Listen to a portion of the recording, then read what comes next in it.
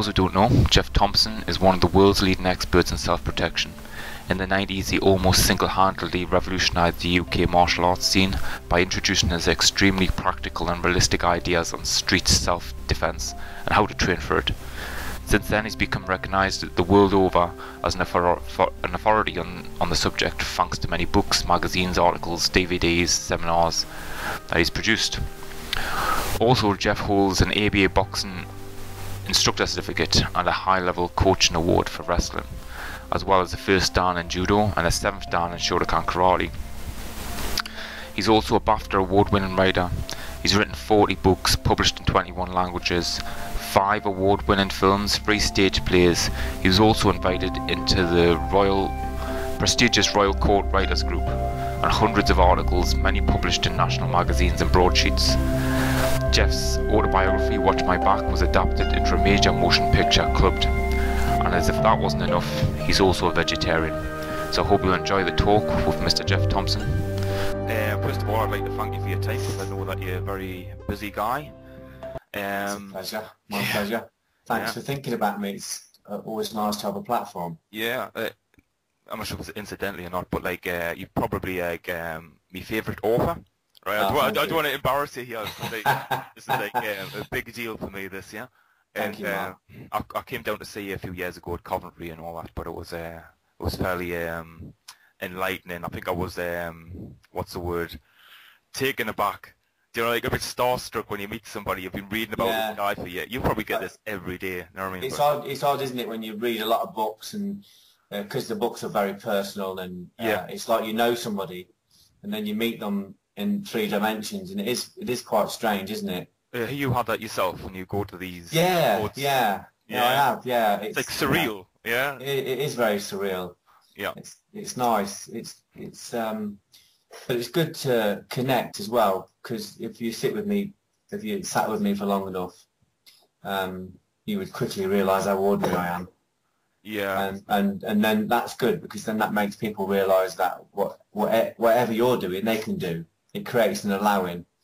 Yeah. So I like to be accessible, so that I don't want people thinking that I'm something different or that I'm extraordinary, because that would stop them from achieving whatever they want to achieve. So my message to people is that whatever you want to do is possible, and if you meet me, you'll see that I'm just like you, and if it's possible for me, then it's possible for you. Yeah. But it is always strange, because there's also a feeling as well, I think, that I do this when I do my walks with Geoff. People come on the walks. There's that feeling like people are looking and thinking they know they've created this. At some level, they've manifested this. And then they go away thinking, well, if I've manifested this, I can manifest other things. What do you mean by manifested this? Like, you know, someone's wanted to meet you for a long time. They've read your books. They're excited about what you're saying. And then suddenly they're sitting with you having tea and walking around a fantastic park, and they are aware at some level that they've created that opportunity. Yeah. You know, that 1 minute it wasn't there, 1 minute it was just maybe an article, it was an estranged article, so there was a great distance between me and the person reading the article. Then suddenly they're walking around the park and we're having a laugh and we're sharing tea, and we're having an afternoon together. And that's the message of the talk when I do the walk, is that you've manifested this today. You've created this. Yeah. You've created this with your thinking and with your words. Words have a magic, and if you can create this, then you can create other things. Why can't you create this kind of experience every single day? It's possible. If you can do it once, you can repeat it. Yeah. So showing people that they have that power. I think you said that you're just like an ordinary guy, but I don't think that's the case, to be honest. Like you're probably the most single guy that's achieved so much, and you know what I mean, that's got to be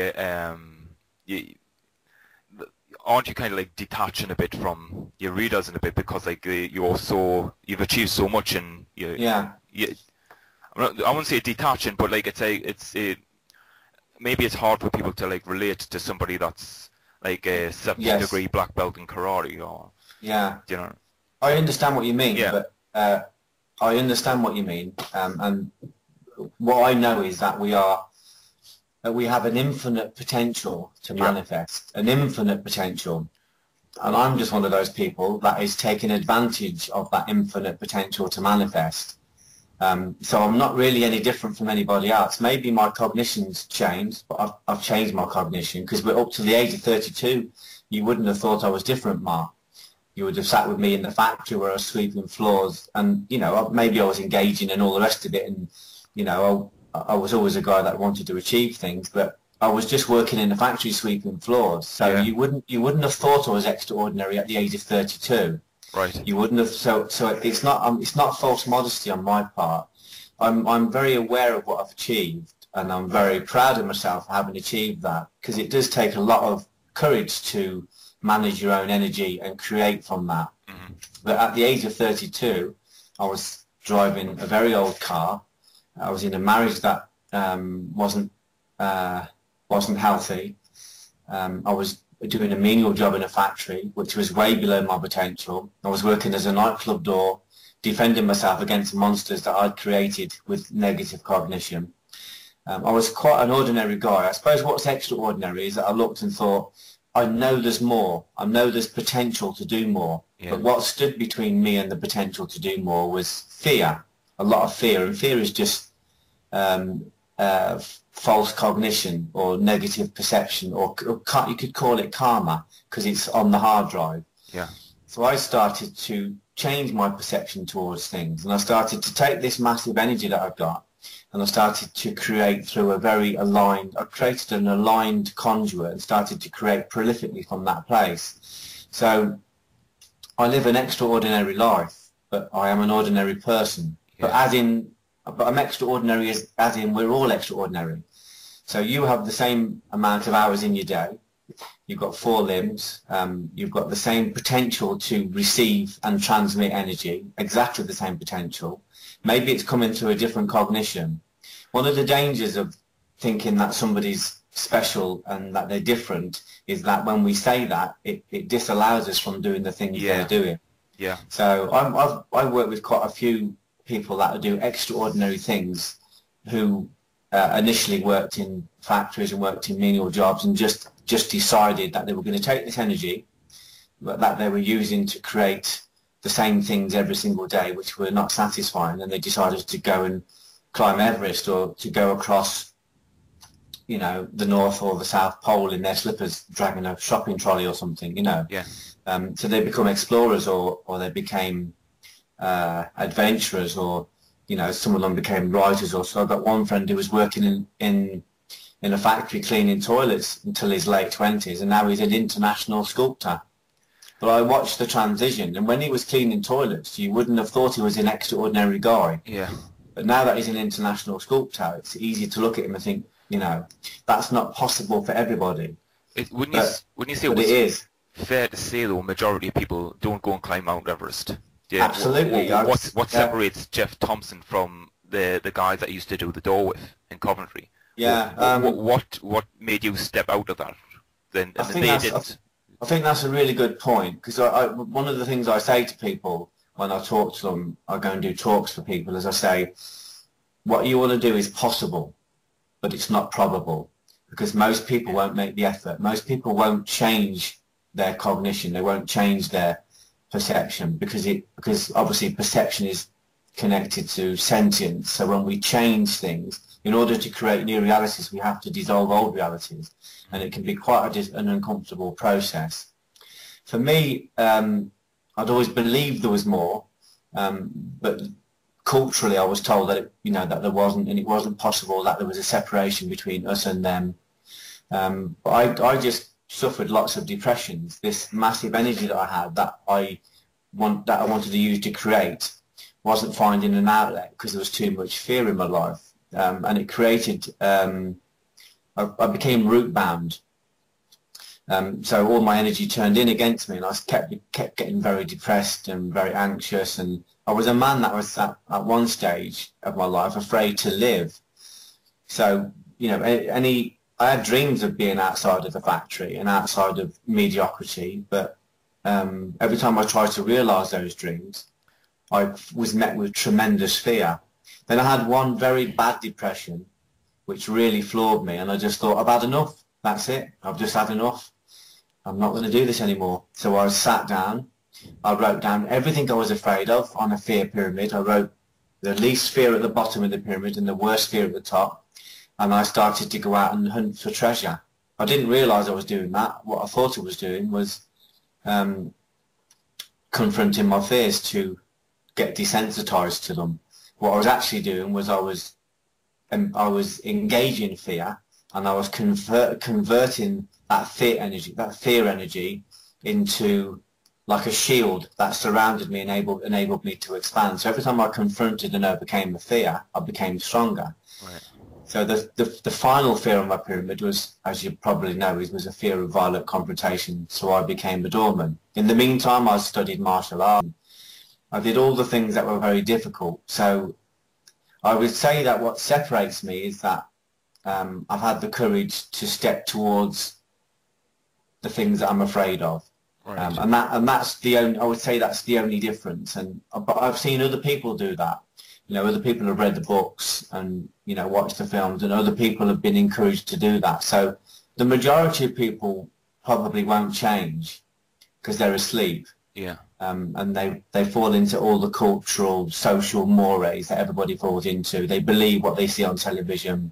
They believe what they read in the papers. They believe what their friends tell them, and they don't challenge that. They're afraid to challenge it. Yeah. Well, I only started challenging it in a small way, Mark. I just started with small fears. My first fear was the fear of spiders. But if there was a spider in my bedroom, I wouldn't be able to sleep in case it fell off the ceiling into my mouth. You know, those kind of distorted fears. Yeah. I was really, when I went into it, of course, I realised I was really not afraid of things. I was just afraid of feelings. I was afraid of the feelings, and I realised if I could become desensitised to the feelings, if I could get used to the feelings, then I could achieve anything. And then later I realised that you needed the feelings. When you broke through that womb of fear, it kind of enveloped you. It created a cloak around you that protected you. And as you went through that womb of fear, it was like fire. It kind of like burnished all the little excesses that you didn't need. So it was an alchemical process. So what's different? I think that's a really good question, because I always ask myself why if this is possible for everybody, why isn't everybody doing it? Yeah. But it's because of fear. People are afraid. So what I'm saying to people is, you don't have to go and become a nightclub doorman tomorrow. There are lots of little local fears that you can build. You can build yourself up with local fears. So I had a fear of spiders. I had a fear of dentists. I had a fear of karate competitions. So I just started to confront the things that were really local. And every time I confronted the fear, when I could hold the spider, I let it run around my hand. Yeah. And I got complete desensitisation to it. It gave me the strength to go for the next fear. Each time I confronted a fear, I got stronger and stronger. So the bricks and mortar for our very strong will and the bricks and mortar for our courage come from the fear. We break the fear down into component parts, you know, use the bricks and mortar to create courage. So we need fear in order to develop courage. So I didn't become a nightclub doorman overnight. And, this was after a long period of suffering and being depressed and thinking there must be more. And I guess I was a bit like an alcoholic. I hit the bottom. Yeah. I hit the bottom hard, and I knew that I've either got to move forward and do something with this, or I'm just going to spend the rest of my life in this depressed heap. I think when I first read Watch My Back, at the time was probably the best book I'd ever read. And the reason that was the case is because I could relate so much to you in it. Do you know what I mean? Like you were like openly talking about fear and like the dry mouth and the wobbly knees, this kind of thing. And I thought that was just me. It was the first book I ever read was somebody from the UK that I could relate to. That was I always thought that was the definition of a good author. If this guy actually sounds like you, he's actually called Geoff Thompson, but it's and that was, I think, was that's the thing that really resonated with that. So I'm not sure if you've heard that. Well, you may have heard that before, but they go. It's the thing that comes across more and more, and it's because the book is congruent. The book is saying, look, I'm afraid, but I'm doing something with my fear. I'm afraid, but I'm not afraid of being afraid. I'm afraid, but I'm changing my perception to fear. I'm standing on a nightclub doorman, as a nightclub doorman, and I'm seemingly impervious to fear, but I'm actually trembling underneath, and we all are. Yeah. We just hide it better than most, and we just learn to channel it. So I think that was what made the book so successful, because it was congruent, it was honest.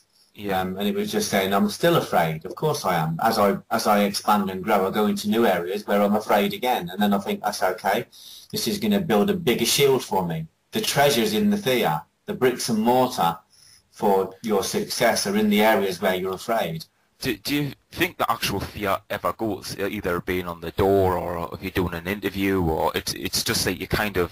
Because I worked on the door for years, and I was equally afraid on the first few nights than I was on the last few nights. Yeah. You know what I mean? So I just in the end, I tend to get sick of being afraid. But I wasn't any less. Do you know what I mean? I still had all the symptoms of the confrontation, this kind of thing. So you just learn to manage it. Yeah, probably and then, not. Yeah. And then if you can transfer that, because you know that fear of standing in front of people that are threatening to kill you, if you can manage that, really, if you can transfer that courage across, there's nothing you can't do. But I work with guys who would have life and death fights with 3 men in the street, but they'd have a nervous breakdown when they got a mortgage. Yeah. When they got married, because they couldn't transfer that courage across. I worked with one guy who was an absolute titan, but he worked as a sheet metal worker in the day, and he wasn't able to transfer that across, you know, and take that courage into new areas. So I think what I looked at was, I thought, well, I can, you know, working on the Musashi thing, which was if we can master one thing, we can master all things. Yeah. So the mastering the one thing is a template for everything else. I thought, well, if I can stand on a nightclub door and face people that literally are trying to kill me, you know, go on Richard and Judy. What's the worst can happen? Judy's not. She's not going to glass me. Yes, she's not going to glass me. You know, I'm not going to die on there. Yeah. So, but when I went to do the Richard and Judy show, and I went to do Sky News Live, I had lots of adrenaline. Then I thought, I had a perspective. I just thought, well, no one's going to try and kill me. The worst thing that can happen is I dry up and I look silly, but I can deal with that. Yeah. Because it's not a broken glass in the neck. So it gave me a great perspective, and I was able to take that courage across to new areas, so I can, you know, I could learn to be a writer. Writing was very fearful, because you feel as though you're putting your soul out there and people are judging it. Yeah. So I confronted that fear. You know, I had a lot of areas in my life where there were subtle fears. Some of them were very gross fears, and they were obvious, they were ostentatious. In other areas, you know, I had very subtle fears, like I was very overweight. I was about 4 or 5 stone overweight at one point. And that was just armour. I was afraid to lose weight. I was afraid, you know, I was afraid to confront the part of myself that felt it needed armour, that it needed like an extra 4 or 5 stone. I was afraid to stop watching sexual pornography. I was afraid to confront the part of me that felt it needed that fix, the insecure part. I was afraid to stand up to my mother. I was afraid to stand up to my first wife. You know, there was lots of little things, and the fears were subtle, but they were profound. Because when the fear of standing up to your mother, for instance, you know, goes back to a fear of being abandoned, being kicked out of the tribe. So it's a very primal fear. I can relate to this. Yeah, it doesn't seem like much, but it's massive. But when you overcome that fear, another 20 fears disappear as well. So the thing standing between us and our kingdom is fear. And fear is just cognition, it's perception. So I still feel fear, but my perception of it's changed. Do you still have these fears now? Have you got on a day-to-day basis? Do you still have your own little wars going on, or is this a thing of the past for you? No, they're still there. Yeah, I still have areas. So my life is about looking for the red areas. Where do I still feel afraid? Because I'm looking for treasure, Mark. Yeah. I want treasure. I need to collect this treasure, because this treasure is the treasure in the fear is the bricks and mortar I need to expand my cognition, to expand my conduit, so I can be a better conduit for divine energy. So you're looking for things. Yeah, I'm looking for the areas that I'm avoiding. I avoided public speaking for a long time. People were saying, will you come and talk for us, we'll pay you £2,000 to talk for 40 minutes. And I would turn it down because I had so much fear. I'm okay talking, I can talk all day if I've got a set of pads in my hand, Yeah. or if I'm at a bookshop, but put me in front of a formal, you know, kind of business lunch. Yeah, and I've seen you do one of these, yeah. I mean, I've been doing loads of them, yeah, because that's where the treasure is. I mean, literally, I get paid for it, but also I recognised that there was an area of me that didn't feel worthy in those places. So I thought, well, that's where the treasure is. It's what they call the chief feature. The chief feature. Our chief feature is where most of our gold is. This is what Gurdjieff calls it, the chief feature. I call it the darkest point. Mm-hmm. We enter the light through the darkest point. So where we have most fear is our chief feature. That's where our treasure is. So most people spend most of their time trying to avoid the places where they're afraid, but that's where the treasure is. So that's why people don't live very successful lives, because they don't collect the treasure they need to build this kind of steel-lined or gold-lined conduit. So they just stay exactly where they are. Yeah. So the kingdoms hidden in plain sight. In Hinduism, they would call it the Battle of Kurukshetra, or in the Bhagavad Gita, but later in the Srimad Bhagavatam, which is the extended version of the Hindu text, they call it the Sea of Nescience. And the Sea of Nescience is the Sea of Ignorance. It represents to me the Sea of Cognition, you know, the Sea of Perception. And the great thing, as Carlos Castaneda says, is that the reality is created by perception, but perception can be changed. So the key is to change perception. To change perception, we have to go into the things where we're afraid to prove that fear doesn't actually exist. It's just a latent energy that needs a shape. Yeah. If that makes sense. Yeah, it does. So it's shamanic. It's quite shamanic. It's a shamanic exercise. When I was, you know, in my 20s, I didn't realise becoming a nightclub doorman was my first step into shamanism. I had no idea that's what I was doing. I was just a guy that wanted to confront his fears, whose friends were saying, "You're fucking mad. You are mad. You are, you know." But it was a very exciting time, a very exciting time. And later on, like I said, the fears, the initial fears were the big fears that were right in front of me. And then as I cleared the big fears, I started to notice smaller fears, which were actually bigger than the big fears. Yeah, what do you mean? You know, it's easier to stand on a nightclub door and fight someone than it is to get your palate right. Yeah, okay. I mean, I can count on one. I've lost count of the amount of people I know that can have a fight. But how many people do you know can control their palate? All right, good point. Very, very few. You probably count on one hand. So the subtle fears, the smaller fears, don't look a big deal, but they are. They're hidden. We don't even know they're there. So when we start looking at the subtle things, like getting the palate right, and you know, the things that are very local, how we lie to ourselves, how we have no control of our thoughts, we have no control of our emotions, we don't really know who we are, and between us and all of these separate personalities that we have, there are buffers, and these buffers are only there, they call them defense mechanisms, they're only there to stop us, they're short-term measures to stop us from looking into the eyes of the person in us that we're most afraid of. So nobody wants to look at no one wants to look at the part of them that is a thief. Yeah. And yet people download material off the internet and steal, you know, and fiddle their taxes and lie, and flirt with a girl at work and are deceptive. They're lying and cheating in very subtle ways every single day.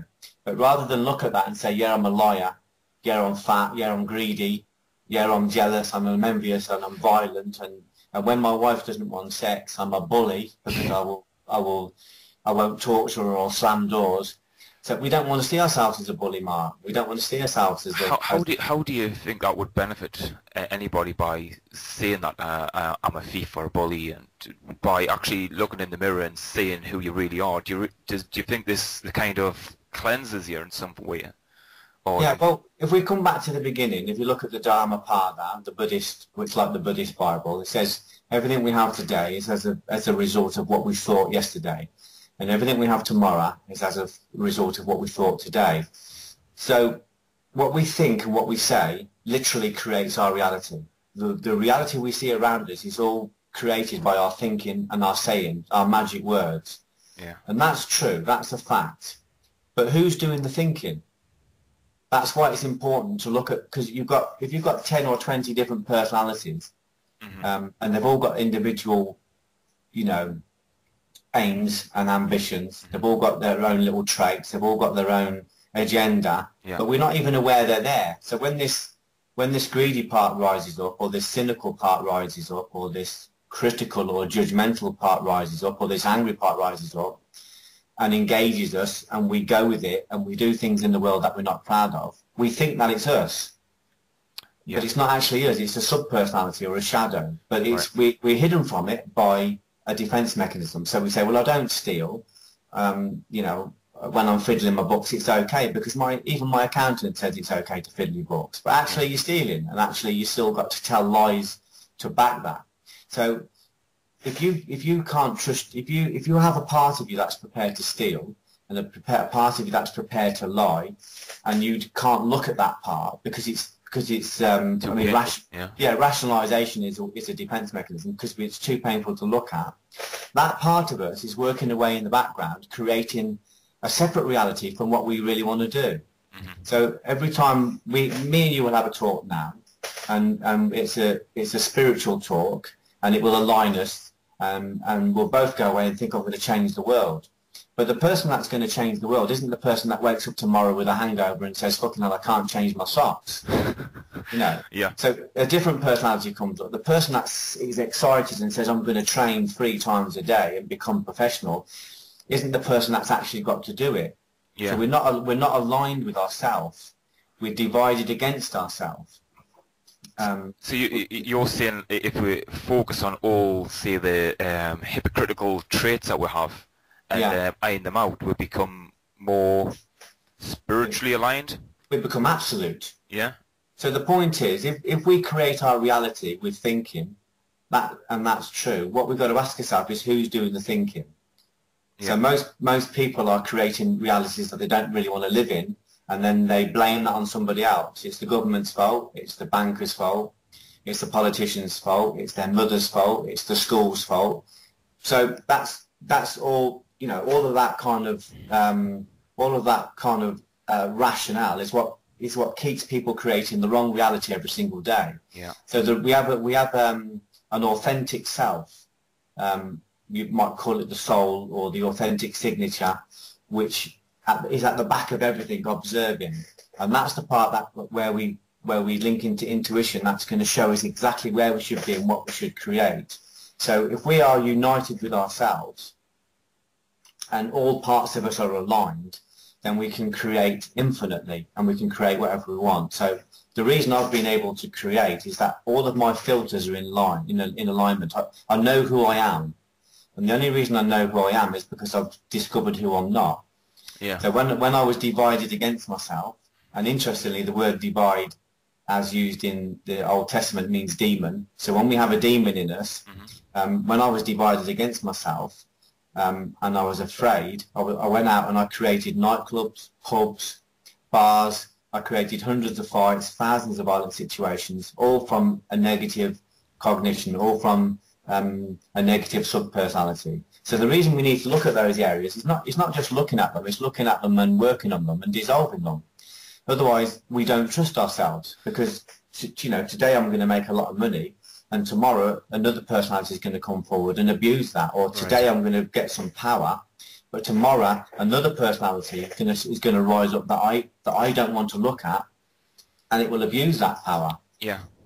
So how many people do you know that have created amazing realities and then destroyed them? They've created it with thinking, another personality has come forward and dissolved it with thinking. Yeah. I've seen people create fortunes with the right thinking and then dissolve fortunes with the wrong thinking. You see, the President of the United States creates the most powerful seat of power in the world, and dissolves it because a personality comes up and sells it all for a blowjob. Because even as the President of the United States, he doesn't know who he is. Yeah. And the only way we can find out who we really are, and this part that is really us, the authentic self, is connected to everything. Yeah. if we want to create a powerful reality, we have to work from that place. So looking at the part of us that's a liar, that's a cheat, that's a gossip, and dissolving those, not feeding those, is how we become aligned. So instead of being 10 different personalities, changing according to the last person we spoke to, we become one unified, congruent identity that can create consistently. So I create consistently because I've spent the last 20 years dissolving who I'm not and using the bricks and mortar of that dissolvement to create who I am. Mm-hmm. So if you're not aligned, it's always going to be one step forward and, you know, three steps back. So it's really important to start looking at these areas of ourselves. They call it the disavowed self. Look at all the dark areas. If we don't bring those into alignment, it's like an army unit, all wanting to go in different directions, all wanting to fight different enemies. We have to be like an army unit, or like a huge factory where we have a CEO, where we have a manager, where we have a foreman, where we have workers, where we have an infrastructure, and there needs to be a hierarchy. If there's not a hierarchy within a factory or within a country, you get chaos and collapse. Yeah. But that macrocosm works for the microcosm. If we haven't got a hierarchy within ourselves, if we haven't got a CEO that says this is where we're going, this is what we're going to create, you know, we haven't got that hierarchy, you know, kind of aligned all the way through us from the kind of soul body down to the mind body, down to the sensual and the physical body and the egoic body, we're going to be working against ourselves all the time. So that's why people tend not to create very much, because they don't know who's actually doing the creating. They're working against themselves all the time. I'm not sure if this is what you mean, but you know, when it comes to about January time, everybody goes on a diet, and it'll start, say, January 1st, and I've got all the good intentions in the world, but that voice becomes quieter and quieter and quieter, and this other voice that's saying, eat the cream cake, gets louder and louder. Is that the same kind of thing that you're talking about? It's exactly that. Yeah. But the danger is, Mark, is that when that voice rises up, we say to ourselves, oh, I was on a diet, but I just couldn't stick with it. And we use the word I. So this negative personality that doesn't follow the diet, or doesn't follow the regime, or steals, or gets us in trouble, we think it's us, but it's not. It's not actually, there are several I's, there are lots of different I's, there are lots of different personalities, but they're not actually us, they're just sub-personalities. Yeah. So we have to recognize them as being separate, and we have to identify who we really are. Mm-hmm. When we identify who we really are, and if we're aligning ourselves now and we're talking, we're very aware of who our authentic self is. Because we'll go away from here and we'll want to serve people, we'll want to do great things. So we know who our authentic self is, and we just need to expand and build that. The only way you can find out who you are is by starting to recognize who you're not. So if you imagined an invisible camera following you around for the next week and filming everything that you usually do, you'll probably be able to locate several separate personalities, and those personalities will come out according to the pressure that's on them. Yeah. So if you're at work and the secretary looks at you a bit flirty, you might feel one personality come out. If you see someone on the telly that you don't like, you might throw a slipper at the telly and see another personality come out. You know, you might be in the car and somebody beeps you and a violent personality comes out. Yeah. You know, you might be doing your books and you fiddle your books when you're doing your taxes, and then so another personality comes out. Yeah. You know, you might walk down the street and see a guy asking, you know, a down and out who's drunk and he's asking for money, and you might feel another personality comes out when you just think, I'm not going to give him money just to go and have a drink, get a fucking job. You know, so when all of these traits come out and they present themselves, we start to see who we're not, because none of those are who we really are, because who we really are is aligned to love. And when we're aligned to love, you know, all we experience is love. All we experience is just this feeling of wanting to be prolifically creative and prolifically kind and serve as many people as we can, because we recognize in that aligned place that service is the reward itself. Service is where we find bliss. And I'm not talking about public service where we do it for a pat on the back. I'm talking about this feeling of serving from a place of alignment where we feel bliss and we feel love. The way to connect to that consistently is to dissolve or to liberate or to transcend all of these old disavowed selves. And the only way we can do that is to start gradually breaking down the buffers. Have they got to be all negative? You know, like surprising yourself. The way you're saying, like, if a homeless guy asks for money and has that, like, surprise reaction, you know, like somebody might give them the fingers or something, are they always negative? That's what I'm saying. Do you ever notice a time where, like, you've done something and you surprised yourself in a positive way? Yeah, well, when you're spontaneously kind or spontaneously generous and you feel bliss, you are introduced to your authentic self. Yeah, yeah. And that's how we are introduced to our authentic self, when we do spontaneous kindnesses and when we do things, you know, where we feel that kind of connection. The separation between people disappears. They call it ego death. So a guy's going through he's driving in America and he goes through one of these toll roads. It's Christmas and it's raining and it's very cold. And he noticed the girl behind the counter. He's looking very sad. So impulsively, he just gives her $20 and says, "Merry Christmas." And she's so moved by this act of kindness that she breaks down into tears of joy. Yeah. And the guy is so moved by it because he just feels this bliss, this absolute bliss. And he thinks, fucking hell, for $20, I've just felt such extreme bliss. So he said, all he wanted to do after that point was spend his whole life, you know, creating that feeling of bliss. So in that moment when he gave her the money from a place of love, he experienced ego death. So there was no longer a separation between him and the girl. Yeah. There was no longer a separation between him and the world. It was just a spontaneous bliss. So he went out, he became an entrepreneur, he made a lot of money, and he became a great philanthropist. In fact, they called him the Christmas Santa because every Christmas he would dress up as Santa and anonymously give away thousands of dollars in the street because he just wanted to experience that feeling of bliss. So that's when you are introduced to the authentic self. But what happens sometimes, like someone said to me the other day, "Oh, my next door neighbour's very old, and I saw her struggling with the windows." So he said, "I went out and I put a ladder up and I cleaned all the windows for her." And I just thought, that's really nice. And then he says to me, "You know what?" He said, "She never even thanked me. She didn't come round. I mean, maybe I wouldn't have took the money, but she should have offered me some money." Yeah. And he'd spoilt the whole lot. He spoilt it all because he'd spontaneously done this beautiful thing.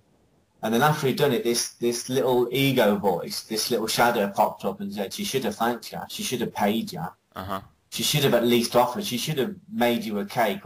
So it completely spoiled it. And I see that happen a lot. I see people do beautiful things spontaneously, and then afterwards a little shadow comes up that they don't recognise as being separate, and completely spoils it by making it into some kind of barter. Similar So you've got to find out who you're not. Similar thing happened to me a few years ago where I was helping a friend move house, and I did it without any kind of financial gain. Yeah, spent the whole day shifting the house. I was cut to shreds, and at the end of the day, he offered us like a tenner, and like it was like if he didn't offer us any money, I would have been cool with it. But I thought like I've been grafting all day for £10, and it was like a bit of an insult. So it's a kind of the opposite of that. I thought, The thing is, when you understand it, Mark, when you get it, I mean, I really get it. I live my life like this. When you get it, you know, the service itself is the reward. You feel good about it, and there's so many opportunities to do it anonymously. The best ones are anonymous. There's so many opportunities to do it. But again, I see people live their whole lives by saying, "Oh, that guy there, when he started his nightclub, I helped him. I did everything for him, and now he's made it. He doesn't want to know me. He doesn't give me any help, and he lives his life in a bitter place because he feels as though he did a selfless service, and it wasn't returned." But I said there was no selfless service. Maybe it was selfless at the time, but it's become a barter ever since. If we've done it the right way, we don't expect anything in return. We don't expect anything. If it's done from a selfless place, the the service itself is the reward because of how good you feel. But if you don't know yourself, you don't know who you are, then lots of these other voices will rise up, and we will think that they are us, but they're not us. They are just, you know, it's just like the software is taking over the computer. You know, we've got software on the computer. We know the software is there to serve the computer, but we have our own software, and it's called cognition. It's called perception. And perception, like I said, a lot of perceptions have personalities. And what's happened with man is that the software has taken over the computer, and it's taken it over so subtly because we don't even know it's taken over, because we don't know that they're not us. These separate parts are not us. It's not us. We are not, you know, intrinsically an unkind species. We're not intrinsically a violent species. All of these wrong beliefs are what they would call demons or Satans. So Satan was seen as the dominant ego, and demons were seen as wrong beliefs. So people are filled with demons that literally have personalities that are running their life in the background all the time. And I know it because my false ego and my demons were so dominant that they went out into the world and literally kicked people's teeth out. So my job over the last 20 years has been identifying who I'm not, and sometimes going to war with who I'm not, and sometimes just having some over-the-table negotiation with them to dissolve them and bring them into alignment. So I have one top dog, and everything else just serves that cause. So then we go out into the world and we aim to create amazing things. And as you say, I've created a prolific amount of things, but that's because I'm not firing in 20 directions at the same time. Everything's moving in the same line, in the same order. Obviously, I'm still working on stuff the same as everyone else. Yeah, I hope we're not going off the topic a bit, but what drives you now? Because when it comes, like, I've noticed as I'm getting older, like the financial reward thing for me is deteriorated. Do you know what I mean? But is that the same for you? Did you find it when you were younger it was like the car or the house or something, and as you're getting older you haven't gotten that, you haven't got, it's something else that's fueling? Those purposes, you know, those purposes can serve you for a while, but once you get them, obviously we realise that it doesn't fill the hole that's there. So my purpose now is I'm searching for bliss. I'm searching for that connection with God, that connection with my own source. And I'm trying to work on all of the things that are blocking that. And all of those things exist within my cognition, within my perception. So I'm working diligently on dissolving and cleansing myself so that I can connect more to this divine force. And that divine force enables me to create prolifically and experience bliss every day. So when I'm talking to you now, I have a great feeling of connection and a great feeling of bliss. I get that a lot. Yeah, because we're doing it. Yeah, it's you. Yeah, very sexy. But it's because I'm aligned, and I know what I'm doing. I know there's a strong purpose for what I'm doing, because somebody might listen to this podcast at 4 a.m. and they're very depressed, and they might say, "That's me. I can change. This guy changed. I changed." So I know that this is going to go out. These magic words are going to go out into the world, and they're going to plant inside somebody, and they could become, you know, great oaks. Words have massive power. So that all I'm looking for is that bliss, and all I'm working on is dissolving the parts that are blocking me from my own bliss, which is what all the Bibles are about. All the Bibles are about overcoming, recognizing that reality is an illusion, and it's an illusion created from cognition, and that we can change reality by changing cognition. And like I say, the battle, you know, the Bhagavad Gita, you know, most of the biblical tomes are all about this internal jihad, this internal war. So it's exciting because it means I've just got to work on myself. I've just got to cleanse myself. The world can't be changed, but we can be changed. And if we change ourselves, the world will change. Yeah. So it's exciting that it comes back to us. But again, you'll listen to all the self-help guys, and they're really smart, they're really good, and they're all saying, we are the reality makers. We create the reality with our thinking, and that's true, but we've got to come back to fundamentals. Who's doing the thinking? If there's one of you thinking, I'm going to change the world, and there's 10 of you thinking, I can't be fucking arsed, you're not going to get very far. Yeah. So we have to be in alignment with ourselves. We have to get rid of the divide within ourselves, and that's where the real work is. Yeah. Going back to something that you used to talk about a while ago, something you've just said there jumped out. It's like your physical training. Yeah. How do you think that this might sound strange, but helps you spiritually? Yeah. Or ever has, or does still? That's the question. Do you find that it's not just a physical act? That's what I was getting at. And do you still find that today when you train? Yeah. I mean, the physical training is imperative. We're in a physical body, and we need to keep the physical body, the skeletal muscle and the bones and the physiology. We need to keep it strong. It needs to move. If we don't keep the energy moving, we experience atrophy. And obviously, we self-cleanse physically, psychologically, physiologically, and spiritually when we train. So, my level of training now is in Budo. It's no longer martial. Not in the old sense of the word, as in preparing for war. My training now is all about cleansing. So if I'm throwing 2,000 right crosses, the intention is no longer throwing a punch to hurt somebody. There's no intention there for that. The intention is that I'm cleansing through the physical ritual.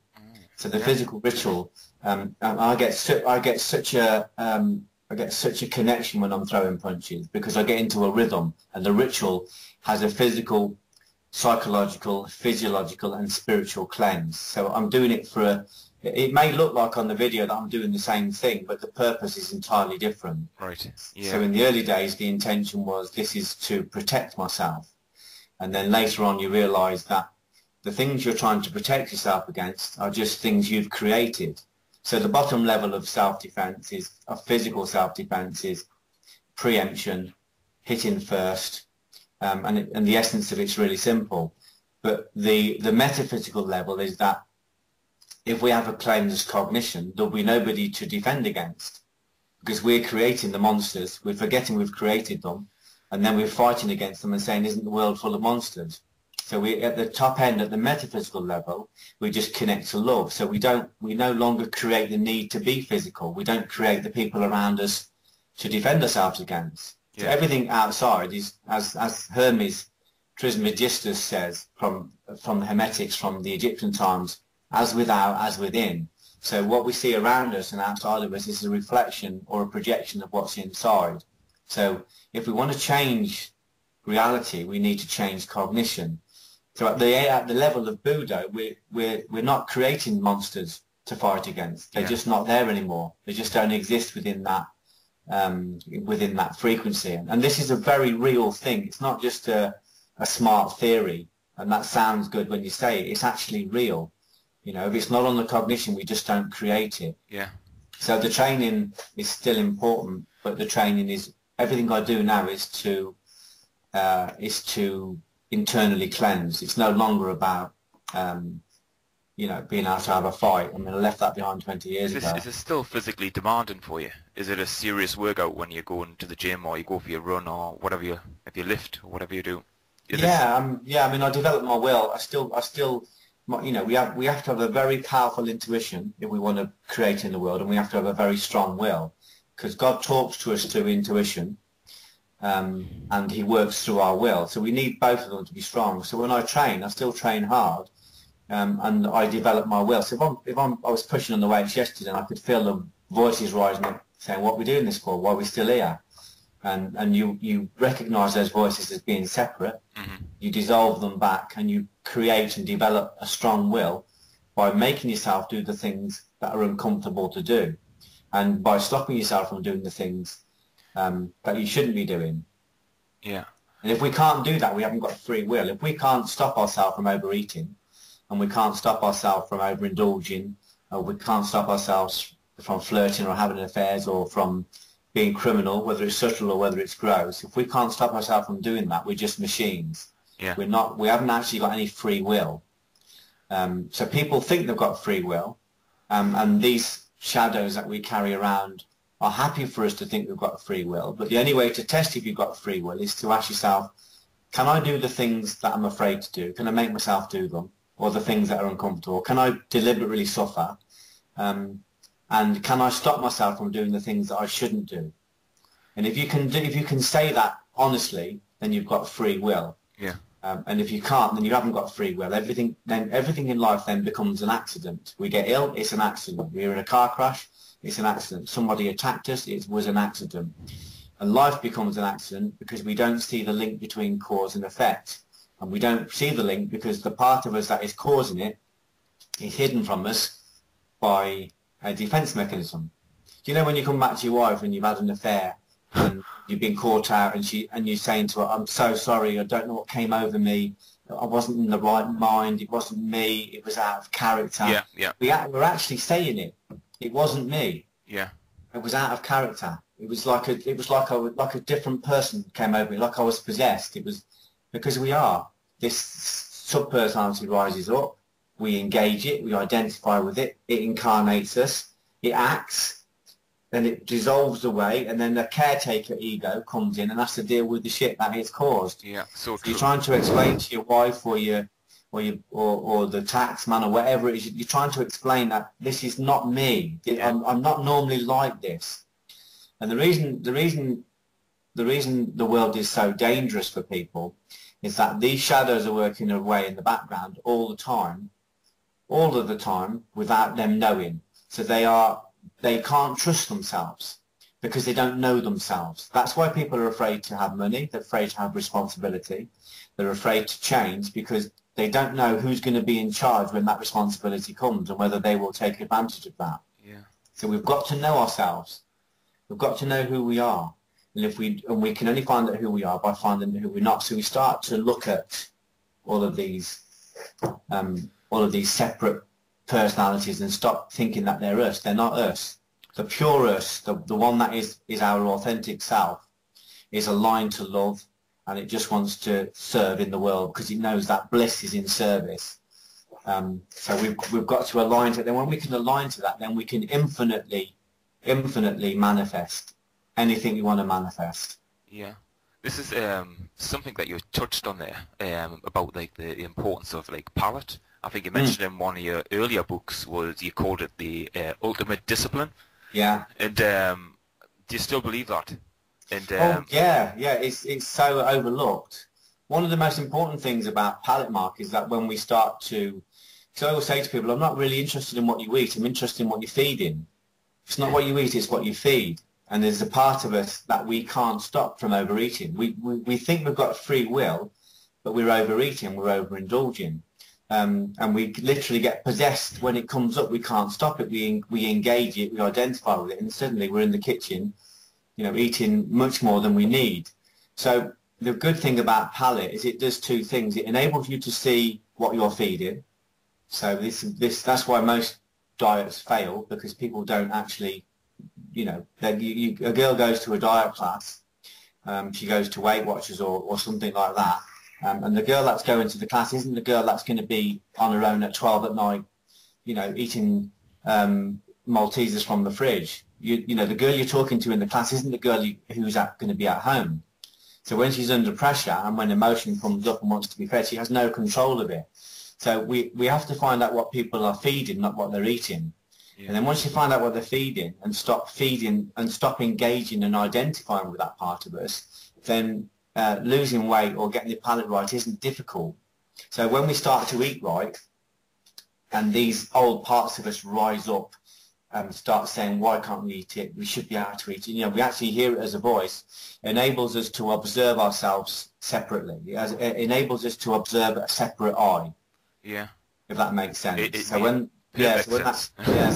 that's one of the reasons. One of the reasons, obviously, besides the fact that if we overeat and we eat the wrong things, it has it saps a tremendous amount of energy. It takes a lot of energy to digest food, and if we're eating 2 or 3 times as much as we need, then it's just wasted energy, and we need energy to create in the world.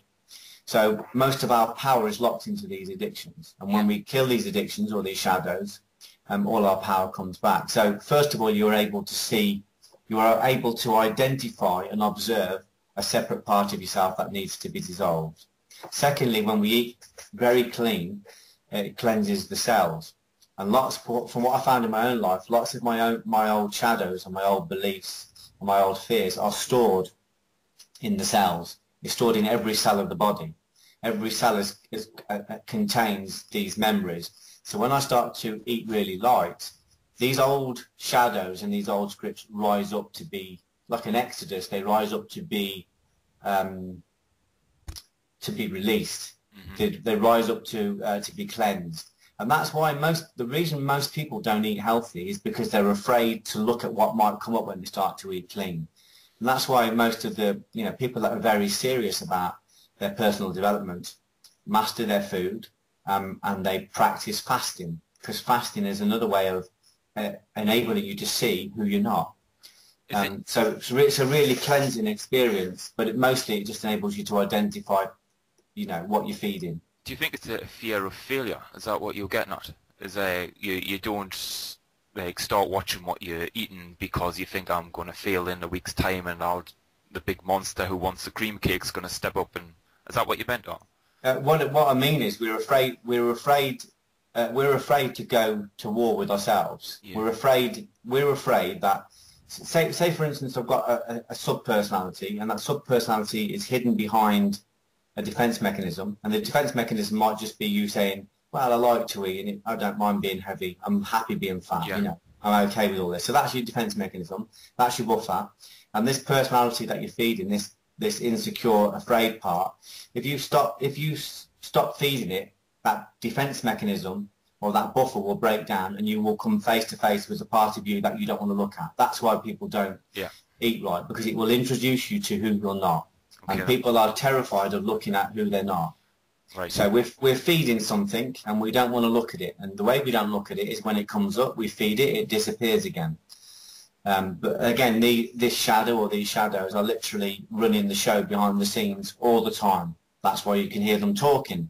You're walking around, you can hear them singing. In your head, you can hear them talking, you can hear them singing, you can hear them rattling away, you can hear them commenting. But we hear it so often that we no longer see it as separate. We just think it's us thinking. It's not. It's separate parts of ourselves. And that's why meditation and silence and stillness is a very, very powerful way of dissolving old shadows. But again, people don't meditate because they know that when they meditate, these things will rise up to be transformed. They will rise up and we will have to see them.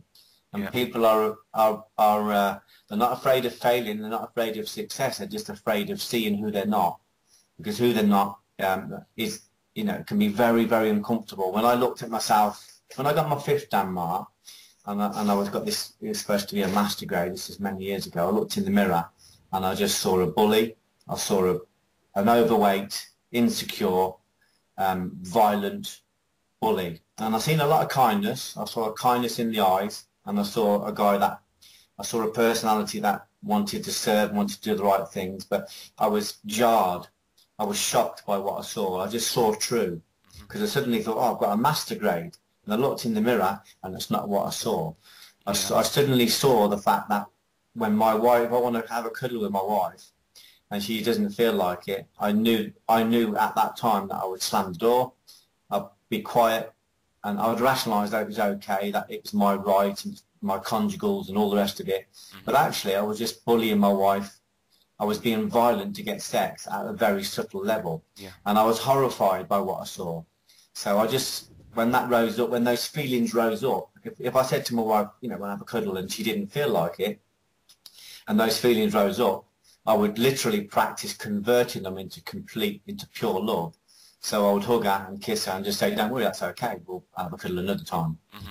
And I started to do exactly the same when I was in the car. I realised that if I was driving the car and someone beeped the horn and I wanted to get out and road rage them, I realised that I was the weakest man in the world. I had no self-control. I had no control of that part of me. So when I started to go out in the car, I started to practice that. So I started to practice in all these areas, and I became more powerful because I converted them. I was able to recognise those parts and say, these aren't who I am. and I will no longer feed these parts of me. And when you don't feed them and you just observe them without judgment, without trying to move them, without identification, when you just observe them, they have no choice but to dissipate. And when they dissipate, the nature of the fear is liberated, and the effulgence that's left, the energy that's left, comes over to you, and you expand, you get bigger. Your authentic, observed self becomes more powerful. So I started to see all of these areas as places where I could become internally powerful. And when you're internally powerful and aligned, you can say, yeah, I'm going to create, I'm going to create 100 hours of articles online for people to read, or I'm going to create a book, or I'm going to raise £2 million to create a film, or you can start putting that energy into other areas and start doing planting amazing seeds with it instead of working in 10 directions at the same time. Yeah. So so it's vitally important, and it's the one thing most people are offended by. They don't see any link between palate and power. But we have to get the palate right. We're working through a physical body. We're working through a physical medium. And if we haven't got control of the sensual body, and if we haven't got control of the mind body, we have no power. We might even make a lot of money, because one of our filters may be that we're good in business, but we still have no power, because we don't know what we're going to do from one day to the next, because we don't know who we are. So this is about palate is the very beginning of power, mostly because it cleanses the cells and it allows us to see who we're not. On that subject, I heard recently something that I always suspected, is that you're a vegetarian. Yeah. Yeah. Was this a big step for you?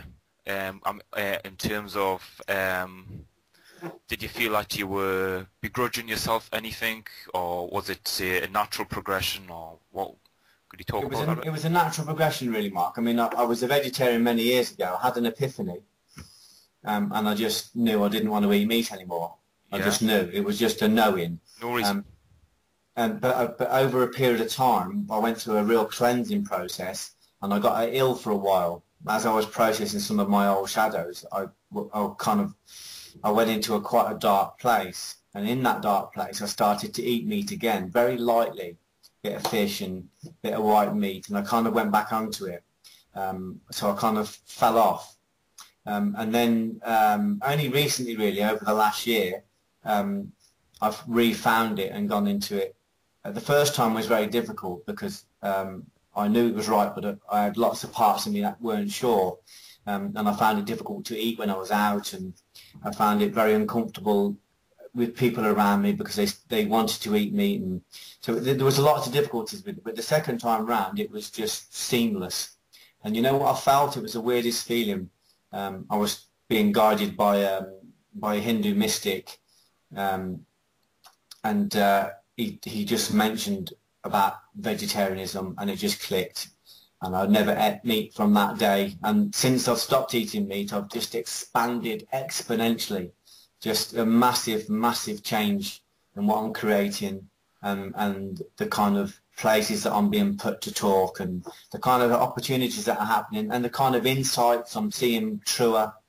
Had a profound effect. But the reason I've never really talked about it that much is because I've been in and out of it, and I wasn't sure of my own place with it. Okay. Yeah. And also when I'm teaching people about palate, it's so jarring for them that you have to bring them in really slowly. Right. You have to bring people in a little bit at a time. This is one of the things the Hindu guy said. He said, you don't need to do this all in one go. You need to work into it gradually.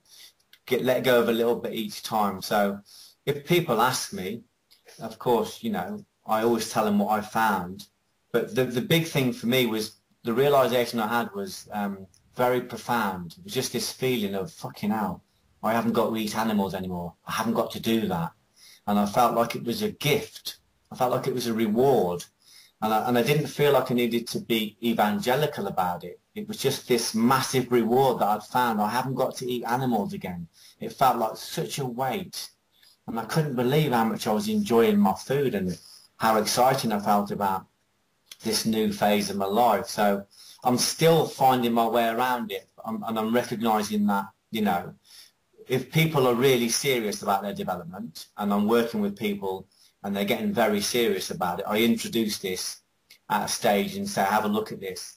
But you have to be really careful. I have to be careful because it needs to be something people find, and it can't be something that they're bullied into. They need to find it, and they need to know that it's a reward. You do not have to eat animals anymore. It was a growing realization, and then after I read the Gita, I read the Mahabharata, then I took some time off work and I read the Srimad Bhagavatam, and then I got introduced to this this lovely guy, this Hindu guy, and he mentioned it, and it just went boom, just clicked, and I knew straight away, and from that day on, it was gone. But again, it's not something that there's just a very subtle feeling of if people feel presence from me or they feel power from me, they're going to want to know what I do. And when they ask me, I'll say, this is what I found. Yeah. And I try and encourage them along that path, but I don't try and cajole them or bully them. I just I say, this is what I found, and that, you know, try it and be the proof yourself. But it's no, I feel I've gone to a whole new level with it, a whole new phase. You seem to focus on like from a spiritual point of view, but any kind of physical benefits do you feel with your training? So there's a lot of guys I talk to, like especially distance runners, they feel better physically. The recovery times it might be relevant with you at the minute, but how you? I do feel physically different. Yeah, I've lost weight. I'm slimmer. I feel more cleansed in my digestion. I just feel better. I feel better in every respect. It's just and I'm still training heavy, and you know, I'm still doing heavy weights, but still doing hard weight sessions, and I'm still teaching, you know, hard martial arts sessions. I feel stronger than I've ever felt. I feel, you know, I feel like it's taken me up another octave. So it's, again, I'm still processing it. So I try not to talk about stuff until I really understand it. So I don't fully understand it. I only know that for me, at this time in my life, I feel like the fact that I haven't got to eat animals is a gift. I feel like it's a reward. It's really hard to articulate, Mark, but I'm very excited about it. How about your family and friends? How do they accept you? Or is it a nightmare to go out with you for a drink or something to eat? Or it's just not, because I don't announce it. I don't make any big show of it. It's just never mentioned. Sharon's brilliant. She supports me with whatever I want to do. She eats very little meat anyway. She's practically a vegetarian herself. But I've never tried to get Sharon to not eat meat. I've never tried to convince her. But because she sees the results in me and she sees the change in my life, she's probably edging towards that herself. But no, it hasn't made any difference. But the same as with I'll tell you what I think the reason it hasn't affected me is because when I gave up alcohol about 15 years ago, something like that. I haven't had a drink. I haven't drank for about 10 or 15 years. And when I first gave up alcohol, I did announce it to a couple of people. Again, I was practicing abstinence. And I was developing my will through abstinence. And I mentioned it to a couple of martial arts friends, and they reacted very badly. And I lost quite a lot of friends. So I thought, well, this time, and I recognised as well there was probably a bit of ego there. It was me saying, look at me, you know, I'll give up alcohol.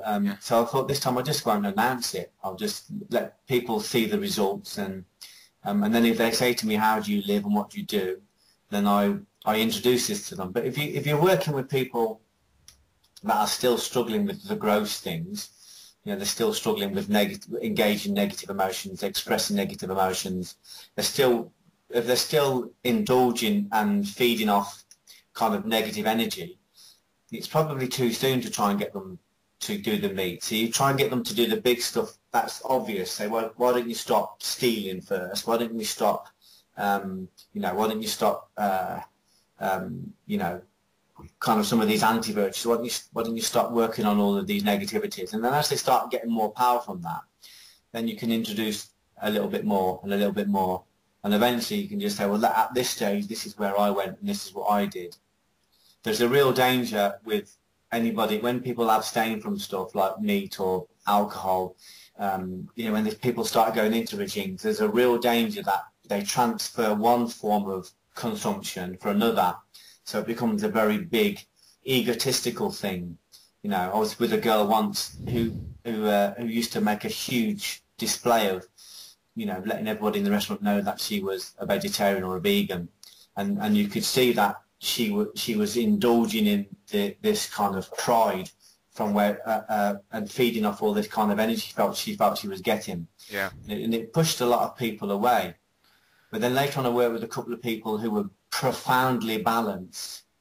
And I would say to them, well, you're really balanced, and it would come out that they don't eat meat, but there was never an announcement. There was never a sense that they were feeding their ego from that. Yeah, I found this... There's a danger. Two things. Is one, you heard of gay pride before, where you see a lot of like gay guys and ladies that go on marches to... I used to question, why would you do that? And somebody once told us it was because they felt so like repressed that they didn't care what anybody thought now. Do you know what I mean? It was like, I'm going to tell the world. And I think that's kind of the same with a lot of like vegans and vegetarians that feel so kind of alienated.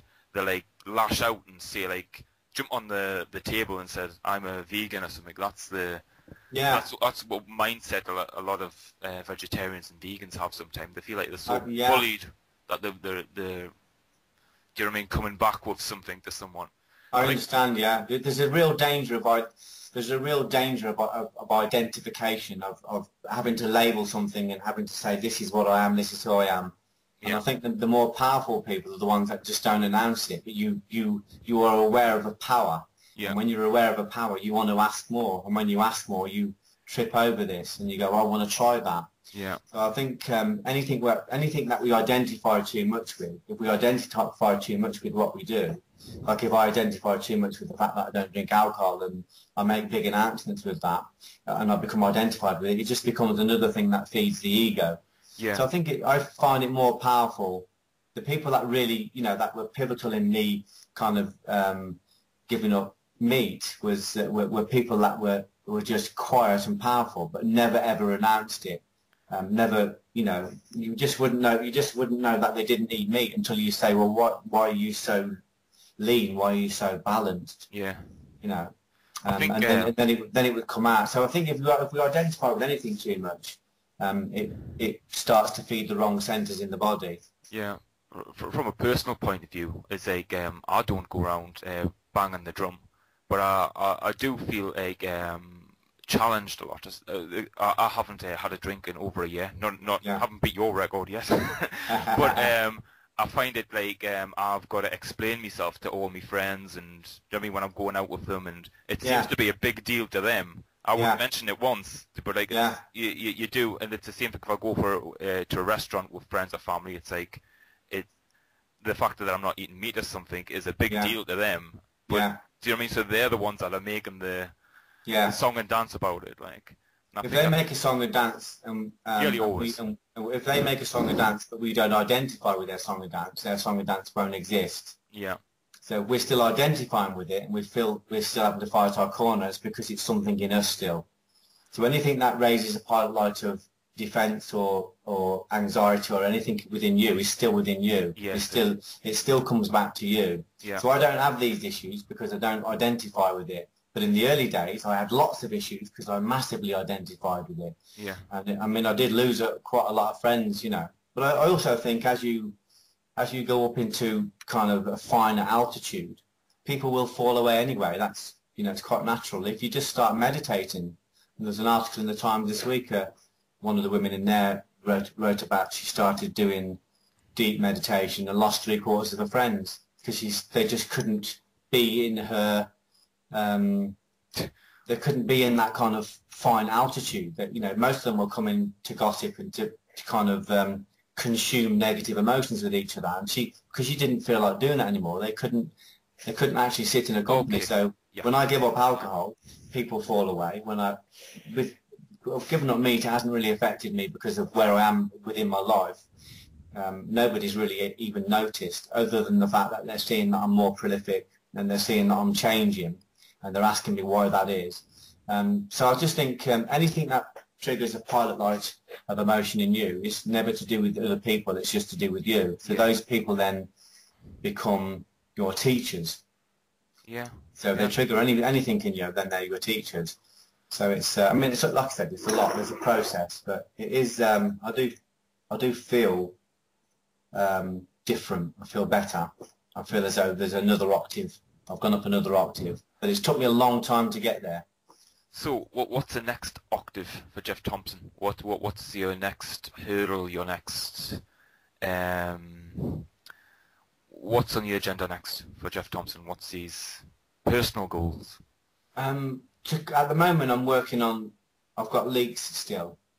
I've got leaks, and I'm working on the leaks. I'm working on the leaks because I know that if I want more energy, if I want to be a better conduit, that I need to get rid of the leaks, because otherwise the energy is going to come in and it's going to dissipate. And the leaks come from I talk too much.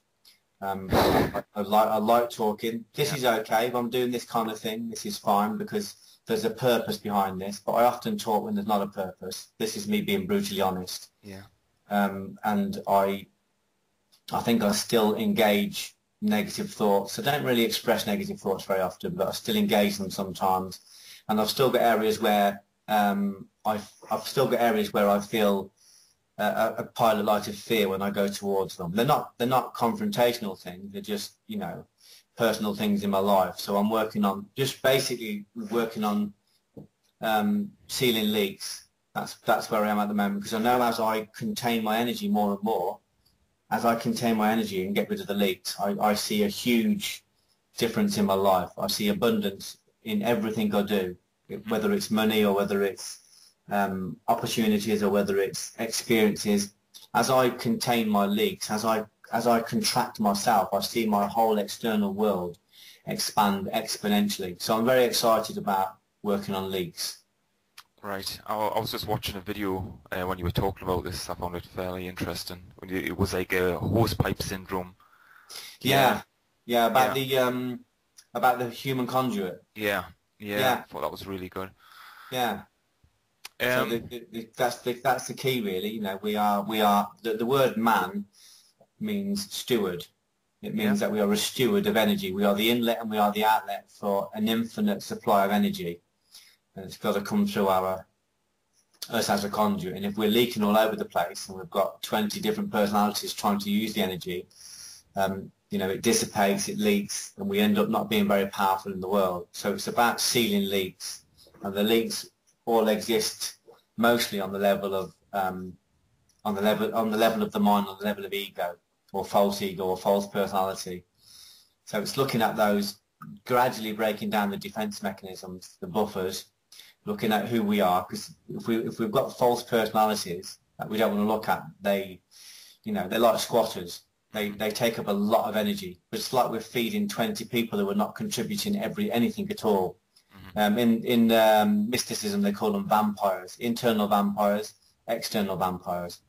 So if we start working on the internal vampires, we start to see external vampires fall away as well. So it's all about the conservation of energy and then projecting the energy in one direction. Like I said, if it's a hose and there's 20 leaks in it, you're not going to get a very strong bore out the other end. Yeah. So as we seal the leaks, we're able to put a stronger bore of energy through. Right. Asked what's next for Geoff Thompson from like a spiritual challenging point of view, but what's next for Geoff Thompson from a business point of view? Have you got any new books coming out, or? I've just finished a book called The Caretaker, and my friend Craig Conway, who did Romans 12:20, he's recording the audio for it or finishing it today. So hopefully we'll get the audio of that before Christmas and the book. It's a novel kind of thing, is it? It's a novel, but it's a small novel in the kind of like like the Alchemist, or no, not as big as that actually. It's like The Prophet or like Jonathan Livingston Seagull. It's quite a small, slim novel, but with a profound message. I've just finished a film called Counting Backwards for my friend Michelle. That's a half-hour film, so they're just in the process of post-production, so that should be out anytime soon. I've done a monologue called The Pyramid Texts for an actor friend of mine called James Cosmo, so we're hopefully going to film that very soon. So there's quite a few different things, really, quite a few different projects. Yeah. The pyramid text. Whoa. Yeah, it's about basically about an old boxer sitting in it's a monologue. He's sitting in a kind of gymnasium in New York, and he's talking about his fears and regrets, and he's talking to a camera. We realise as he talks that he's talking to his estranged son. So it's just about him talking about his life and what he's learned and what he wants to pass on to his son. He can't talk to his son directly because he's estranged. But I won't tell you the exact detail because it would be a spoiler. But yeah, I wrote it for this James Cosno, who's an amazing actor, and he's already done a little bit of it for us. It sounds beautiful. So, but it's all about understanding fear and about the fact that we all feel it, and it's just what we do with it and how we. Yeah. How we channel it. And there's about 4 feature films on the go as well, all at different stages. But I've done another 30-minute film called 3 Sacks Full of Hats, which I'm working with a director called Debbie Anzalone, and we're just in the process of getting some finance together for that as well. So there's quite a few things, quite a few plates spinning. Right. So is like your martial arts teaching, is that more like on the back burner now, or how does that come into your life now? Is it? I do the sovereignty course, as you know. Yeah. So, and I do the walks with Geoff. Yeah. And I do a black belt course. I've got 2 black belt courses written at the moment. But the black belt course, the sovereignty course is a 6-month commitment for people, and we work with mostly working with businessmen who are obviously very invested in their personal development, and that we work on, when we do the sovereignty course, we're working on all the sovereignty courses working on this this concept of who am I. Yeah. I'm working on I was watching helping businessmen get rid of their leaks. I was watching you talk in a boardroom the other day on maybe YouTube or something. Was that the sovereignty course that you're talking about? No, that was was it a load of people around a big table? Yeah. Oh yeah, that was a talk I did for the Round Table in Coventry. All right. The Round Table are a huge kind of global charity group, and they asked me to come and talk for them. The sovereignty course is normally between 4 and 6 people. It's a very small group, and we work with, it's really concentrated work on sealing leaks. The black belt course is for people that are already instructors, really, and they want to come and do a black belt with me. So I work with them over 12 months, and we work through the physical and the metaphysical.